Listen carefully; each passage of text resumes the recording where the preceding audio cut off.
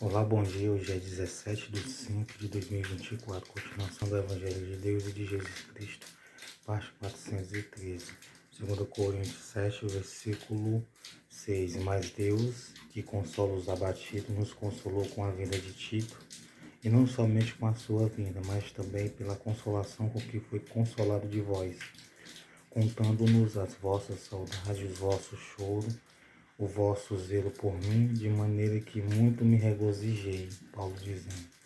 Porquanto, ainda que vos tenha contristado com a minha carta, não me arrependo, Paulo dizendo. Embora já tivesse arrependido, por ver que aquela carta vos conquistou, ainda que por algum tempo. Agora folgo não porque foste contristado, folgo, se alegra, o descanso, o repouso. Agora folgo não porque foste conquistado, foste contristados, mas porque foste contristados para o arrependimento. Então, na carta, às vezes a palavra de Deus, ela confronta com as nossas vontades, com o nosso eu, com aquilo que nós fazemos, com o pecado.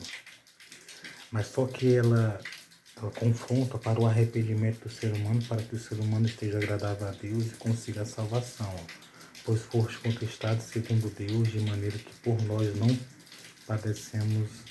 padecer dano em coisa alguma. Então não padeceu dano em coisa alguma.